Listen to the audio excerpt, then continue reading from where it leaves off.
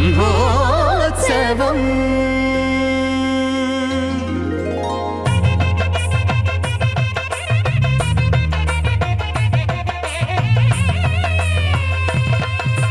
ब्रह्मोत्सवम् सिरि ब्रह्मोत्सवम् ब्रह्माण्ड जननिकी ब्रह्मोत्सवम्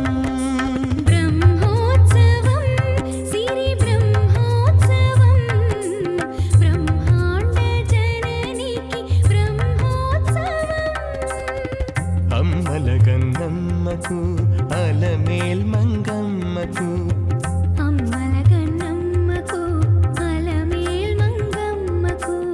అంగరంగ వైభవాల బ్రహ్మోత్సవం బ్రహ్మోత్సవం సిరి బ్రహ్మోత్సవం బ్రహ్మాండ జననికి బ్రహ్మోత్సవం సాధని సగసని దమగమని మాదగా గమగసని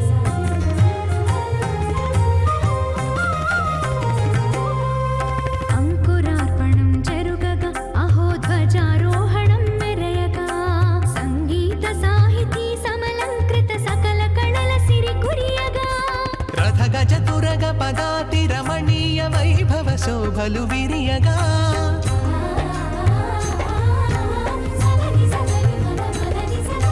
రథ గజ తురగ పదాతి రమణీయ వైభవ శోభలు విరియగా వన్నెల చిన్నెల వాహనముల వరాల తల్లి వరలగా అమ్మలగన్నమ్మకు అలమేల్ మంగమ్మకు అంగరంగ వైభవాల బ్రహ్మోత్సవం బ్రహ్మోత్సవం సిరి బ్రహ్మోత్సవం బ్రహ్మాండ జననికి బ్రహ్మోత్సవం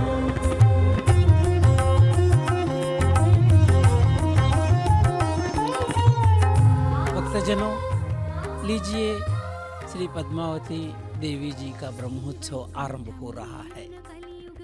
ब्रह्मोत्सव का आरंभ तो कल ही हो चुका था, लेकिन आज आरंभ हो रहा है। कहने का मतलब है प्रथम बार वाहन पर आसीना होकर के देवी तिरुवीथियों को अलंकृत कर रही है और लक्ष्मी देवी का प्रतिरूप ही पद्मावती देवी है। इनमें कोई अंतर नहीं है। भगवान वेंकटेश्वर तिरुमला पहाड़ पर विराजमान है, तो पद्मावती जी चिरतानूर में विराजमान है। ये एक कलयुग की घटना है, फिर भी यहाँ से समस्त जनों को पालित करने की नीति को अपना करके, प्रीति को अपना करके, स्नेह को अपना करके, वात्सल्य को अपना करके माता जी यहाँ पर विराजमान है और सभी भक्तों को यहाँ से वर मिलते रहते हैं। लेकिन एक बात यह है कि पद्मावती का ब्रह्मोत्सव जो संपन्न हो रहा है, वो आज से शोभा यात्राओं का वैभव आरंभ हो रहा है और इसमें लघु शेष वाहन पर अब माता जी विराजमान होकर के भक्तजनों को तिरुचानूर की तिरुवीथियों में अपना दर्शन दे रही हैं, या दूसरे शब्दों में कहें भक्तों को दर्शन भाग्य पहुंचा रही है। श्री पद्मावती ज्ञान विकासिनी श्री पद्मावती जय जय लक्ष्मी श्री पद्मावती जय विजय लक्ष्मी श्री पद्मावती जय वरलक्ष्मी श्री पद्मावती जय महालक्ष्मी श्री पद्मावती दीन रक्षिणी श्री पद्मावती दुरित निवारिणी श्री पद्मावती देवगणाश्रित श्री पद्मावती देव सुपूजित श्री पद्मावती जय जय लक्ष्मी श्री पद्मावती जय विजय लक्ष्मी श्री पद्मावती जय वरलक्ष्मी श्री पद्मावती जय महालक्ष्मी श्री पद्मावती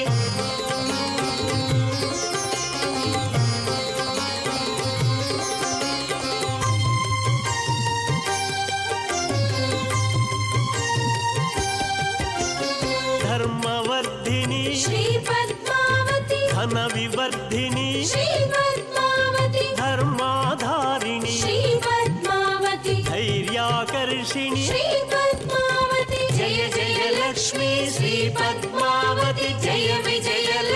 శ్రీ పద్మావతి జయ వరలక్ష్మి శ్రీ పద్మావతి జయ మహాలక్ష్మి శ్రీ పద్మావతి పద్మ పూజిత శ్రీ పద్మావతి పద్మనాభ ప్రియ శ్రీ పద్మావతి పద్మ సరోవరి శ్రీ పద్మావతి పద్మాసన స్థిత శ్రీ పద్మావతి జయ జయ లక్ష్మి శ్రీ పద్మావతి జయ విజయ లక్ష్మి శ్రీ పద్మావతి జయ వరలక్ష్మి శ్రీ పద్మావతి జయ మహాలక్ష్మి శ్రీ పద్మావతి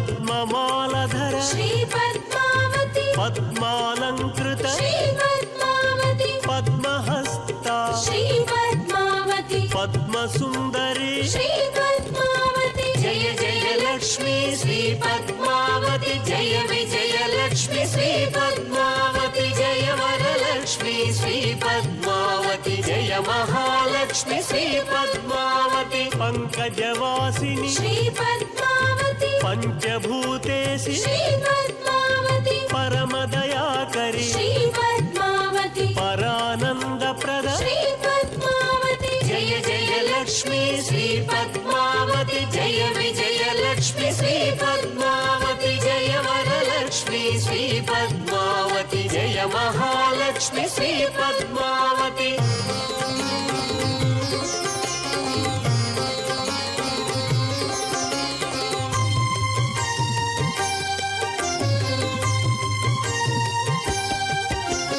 పరమ పావని శ్రీ పద్మావతి పాప విమోచని శ్రీ పద్మావతి పుణ్యగంధిని శ్రీ పద్మావతి పరిపాలయ మాం శ్రీ పద్మావతి జయ జయ లక్ష్మి శ్రీ పద్మావతి జయ విజయ లక్ష్మి శ్రీ పద్మావతి జయ వరలక్ష్మి శ్రీ పద్మావతి జయ మహాలక్ష్మి శ్రీ పద్మావతి ప్రణవ స్వరూపిణి ఎంత రాజసము చూపేవికే ఎదుట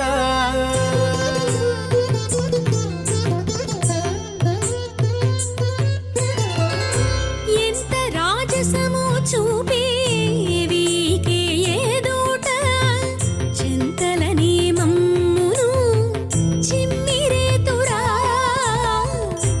ఎంత రాజసము చూపేవికే ఎదుట చెంతలనే మమ్మును చిమ్మిరేతురా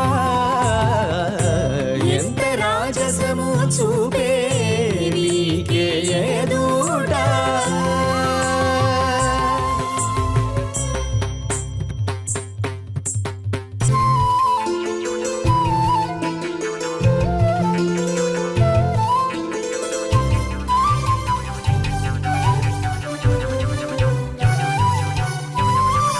కొండలెక్కి నీకు చనుగొండలు చూపి మారు కొండపై నుండిన నీకు కోమలి కొండలెక్కి నీకు చనుకొండలు చూపి మారు కొండపై నుండిన నీకు కోమలి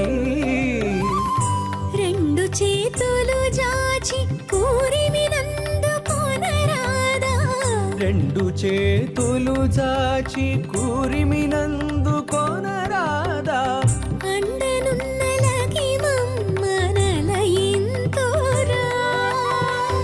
అండనున్నలకి మమ్మనలయింతురా అండనున్నలకి మమ్మనలయింతురా ఎంత రాజసము చూపేవికే ఎదుట చింతలని మమ్మును చిమ్మిరేతురా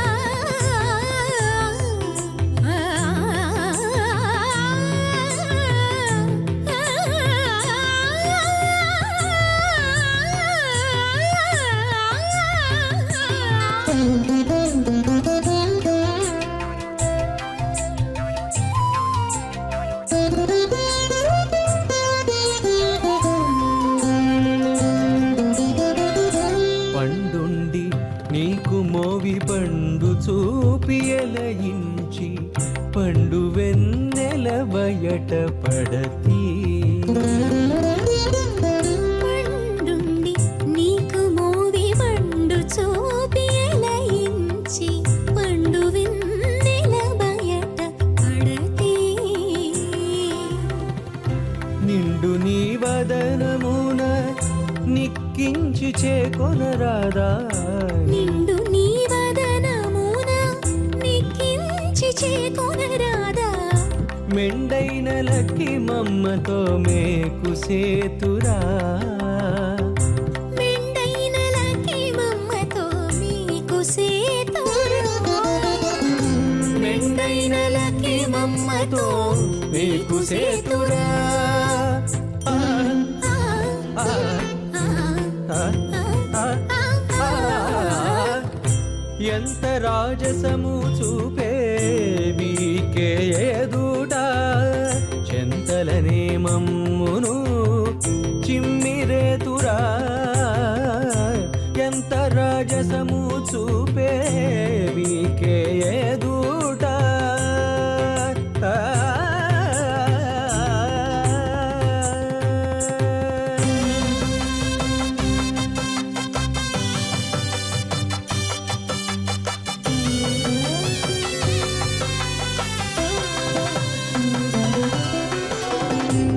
పునబుదనాన గోరి పున చూపి పెండ్లి చేసుకొనవలెనని నీకు కోమలి కొనబుదనాన గోరి కొన చూపి పెండ్లి చేసుకొనవలెనని నీకు కోమలి ఎనసితివి శ్రీ వెంకటేశ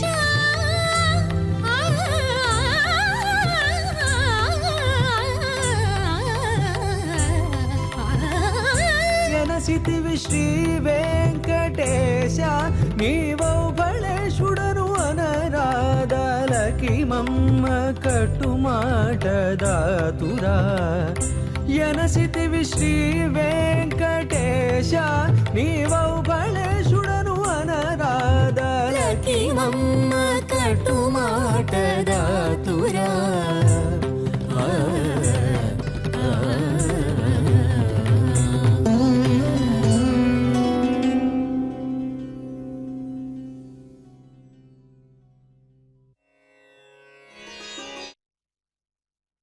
आरंभ हो गया है। इस महान विभव में भाग लेने के लिए अनेक लोग आए हुए हैं। वाहन मंडप में शोभिता होकर के माता जी अभी भक्तों के बीच में आने वाली हैं। और देखिए, जगन माता वैकुंठपति के हृदयेश्वरी हो गई है। ये हृदयेश्वरी लक्ष्मी देवी थी, फिर होना क्या है? ये भृगु की कहानी के बाद भृगु के साथ जब भृगु महर्षि ने श्री विष्णु के वक्षस्थल पर आघात किया था तो लक्ष्मी रूठ करके भूलोक में आ गई थी और उस समय उसे उनका एक प्रकार से विरह हो गया। उनको पुनः पाने के लिए स्वयं विष्णु यहाँ पर आए। उन दोनों का मिलन चिरतानुर में ही हुआ है। कहानी के संबंध में थोड़ी देर बाद धीरे धीरे बताऊंगा, लेकिन एक बात है, उनके मिलन का जो समय है और उस मिलने के क्षण पर खास करके पंचमी के दिन पर उनका मिलन हुआ था और उसी दिन लक्ष्मी देवी यहाँ वेंकटेश्वर की हृदय पर हृदयासीना हो गई है, वक्षस्थल पर शोभित हो गई है। तब से वेंकटेश्वर वहाँ रहते हैं और चिरतानुर में लक्ष्मी देवी विग्रह के रूप में पूजिता होती रही है। यह परंपरा है। कलयुग के लिए ही वे वैकुंठ को छोड़कर यहाँ आए हुए हैं और श्री लक्ष्मी रूठ कर आए थे, कहते हैं। रूठ कर आने में भी एक महान लक्ष्य है। कलयुग में सर्वजनों के पापों को दूर करने के लिए जो काम करना है, जो दिशा देनी है, जो वात्सल्य दिखाना है, उन सब के लिए आवश्यक है लक्ष्मी विष्णु दोनों आए। और वे अलग भी रहें और ना भी रहें। इसी तरह से यहाँ पर कलयुग में आकर के वे दोनों अलग अलग रहने लगे हैं। यद्यपि वहाँ वेंकटेश के साथ जो रहती हैं श्रीदेवी भूदेवी के रूप में रहती हैं, यहाँ पर पद्मावती के रूप में विराजमान है। पद्मावती और लक्ष्मी में कोई अंतर नहीं है, फिर भी वे यहाँ पर आकर के रही हैं भक्तजनों की आराधना लेने के लिए, भक्तजनों को आनंद प्रदान करने के लिए, भक्तजनों में वात्सल्य बरसाने के लिए यहाँ पर अवतरित हुई है। इसीलिए वो इस गांव का भी नाम चिरुतानूर हो गया है। तिरु माने पवित्र, चाना माने स्त्री, ऊरू माने गांव। अब तो बड़ा शहर हो गया, पहले तो छोटा गांव था, जहाँ पर स्वयं विष्णु ने तपस्या की थी। 12 वर्ष थी, 12 वर्ष की वर्षा करने के बाद, तपस्या के बाद वो मिली हैं, पुनः उनका मिलन हुआ है। तो इस प्रकार दो पवित्र क्षेत्र कलयुग के लिए यहाँ पर हो गए हैं।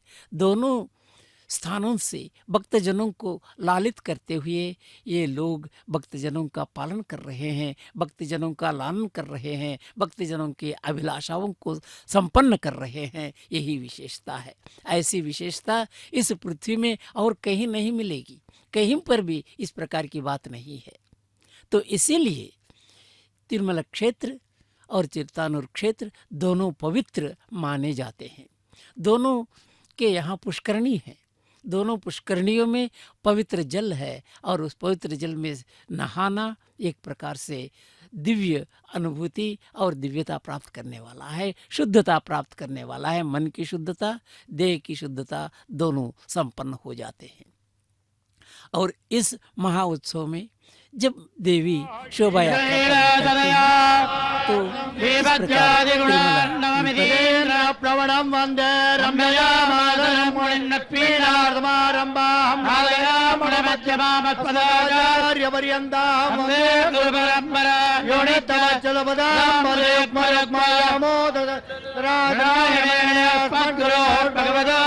भगवतो रामानुजस्य चरणं माता पिता पदयत्तनया उपदेर्वं देवणीयमेन मदन्मयानाम् आद्यसनकुलवे बहुलाविरामं श्रीभक्तदङ्ग्रेवलं प्रणमामि मूर्ध्ना पुरं दरत्तमगदाख्यपट्टनाथ श्रीभक्तिसारकुलदेवयोगिवाहं भक्ताङ्ग्रेण प्रगालदेन्द्रमित्या श्रीमत्पराङ्गमणे உன்னத்திருவாயுமணி பிள்ளதான் உபதேசத்தனே தனவாமுதனாலமணி பணமந்தனமாலை தரிப்பவர் தாள்கள் சாரான்னாமாக்கே சாதித்தருளாய் ஏந்தாதிருவா மொழி பிள்ளை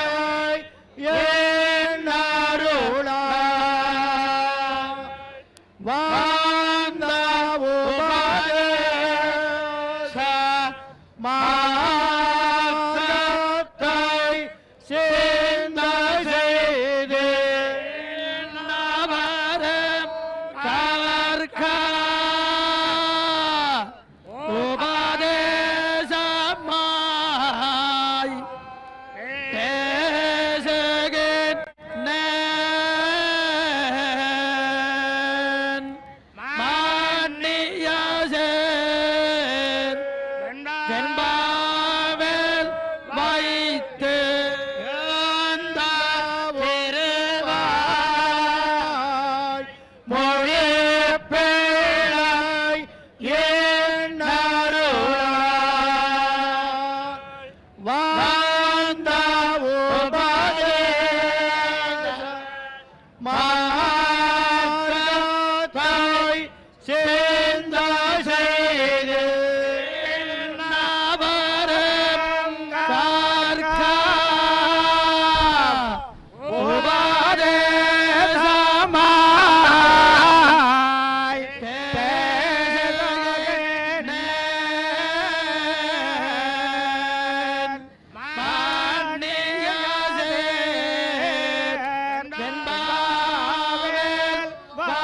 வைத்து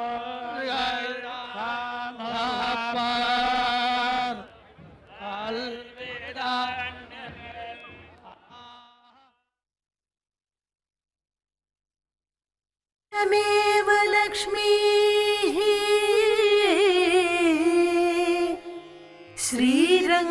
श्रीरङ्गराजमहिषी मधुरैः कटाक्षैः वैदग्ध्यवर्णगुणगुम्भन गौरवैर्या कण्डोलकर्णकुहराः कवयो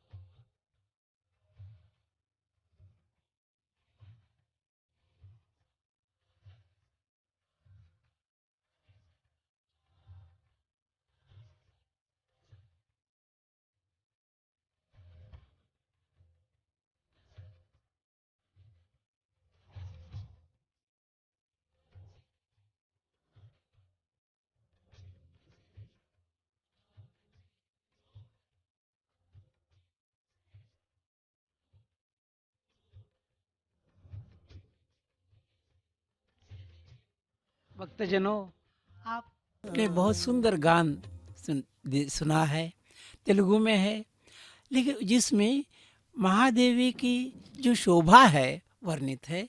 शेष वाहन पर विराजमान देवी का वह वर्णन बहुत ही आकर्षक है। ये लघु शेष वाहन पर जो विराजमान है, यहाँ इन तिरुवीथियों में जब वो लघु शेष वाहन पर चलती हैं तो सामने भक्तजनों के द्वारा अपने कलाओं का प्रदर्शन भी देखा है। औरतें नाचती हुई फिरती हैं और इसी प्रकार से बच्चे भी हैं। तरह तरह की वेशभूषाओं में, तरह तरह के अलंकारों के साथ वे अपना हृदय भगवान भगवती को समर्पित करते हैं। भक्ति उनमें है। भक्ति को व्यंजित करने के अनेक माध्यम हैं। सभी माध्यमों के द्वारा इन शोभा यात्राओं में भक्तजन समूह अपने को लगाता है और अपने को एक अंग बनाता है। बना करके इन यात्राओं में भक्तों को आकर्षित करते हैं। भक्तों के मनों में भी भक्ति की भावना उपजाते हैं।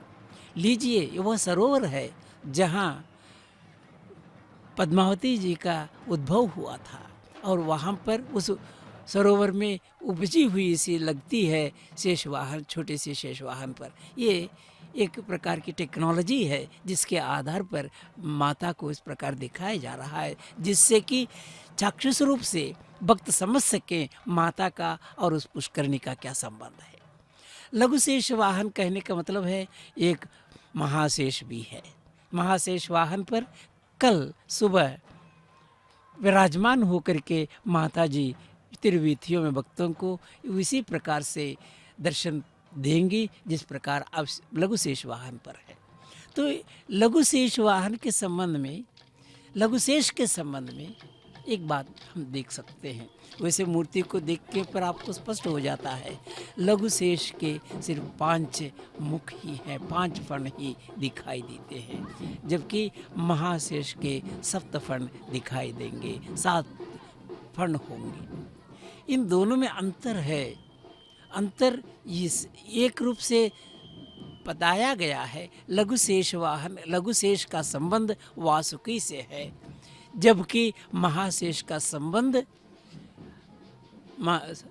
शेषसेन जो क्षीर सागर पर शयन करते हैं भगवान, उस महाशेष से है। वो शेष है, बड़े शेष भी कहे जाते हैं। तेलुगु में तो बड़ा शेष ही कहा जाता है, बड़े शेष है, और हिंदी में तो लघु और महा शब्दों का प्रयोग किया गया है। और लघु शेष का संबंध वासुकी से जोड़ा गया है।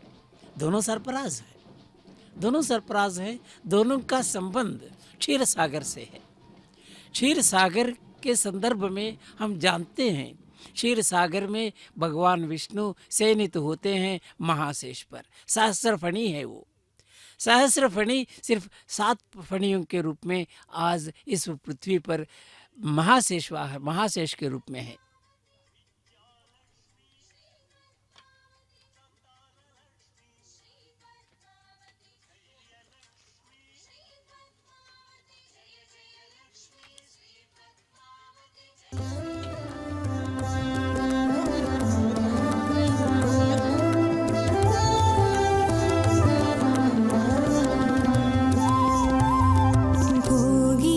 भोगीन्द्रशयनुनि बोयतीरे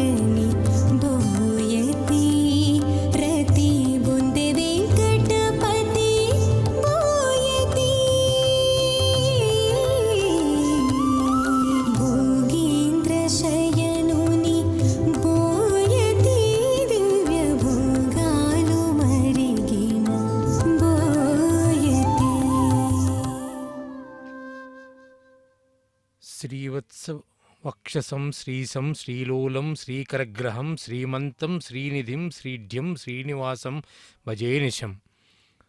नमो पद्मावतीये नमः।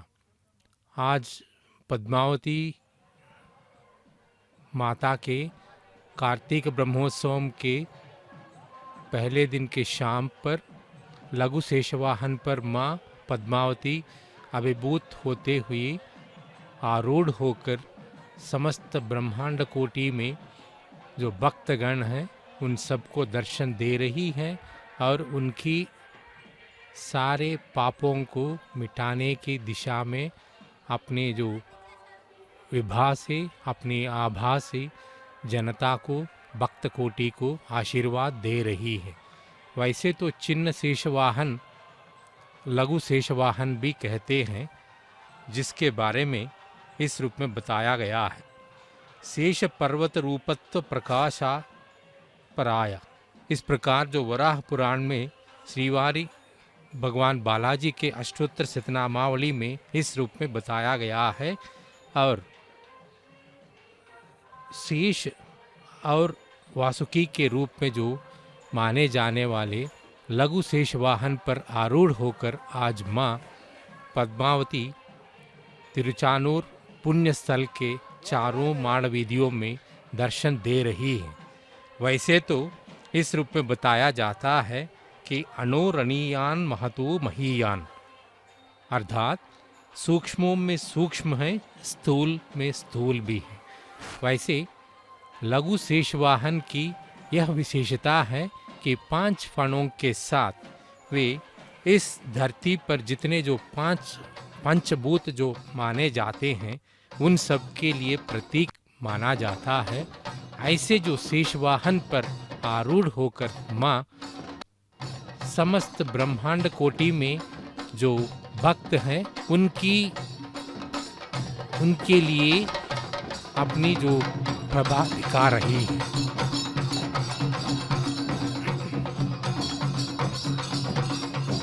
जैसे स्थूल पंचभूत ये बताया जाते हैं,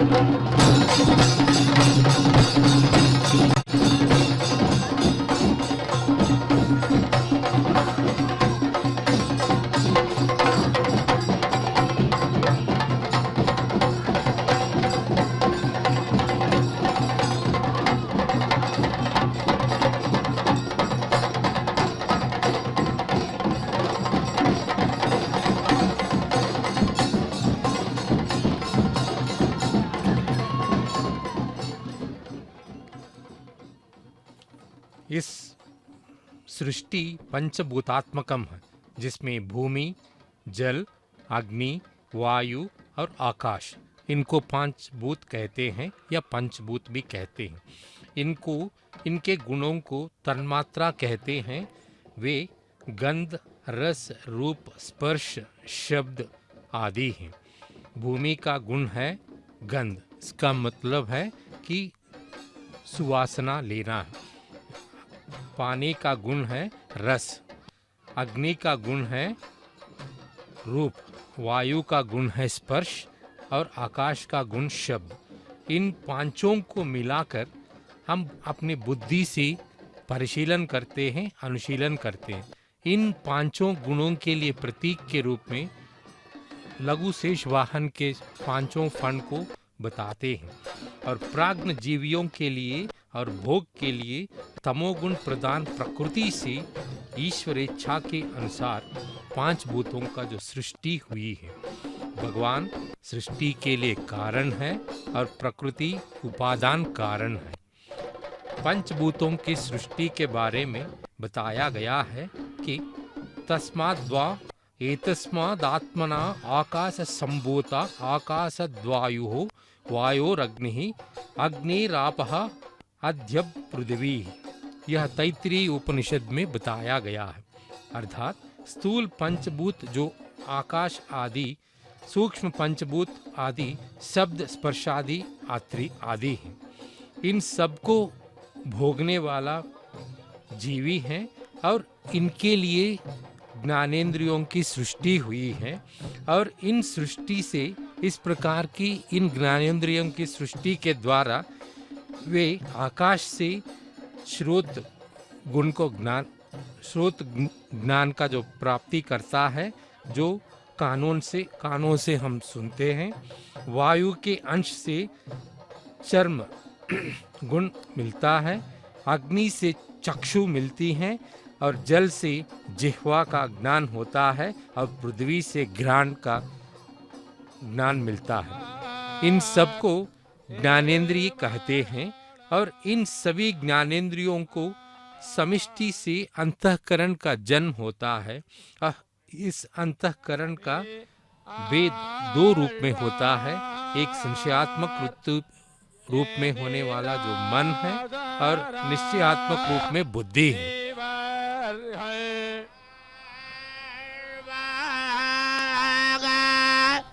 बंधु देता मादंगल नालगल दमीन वारियायम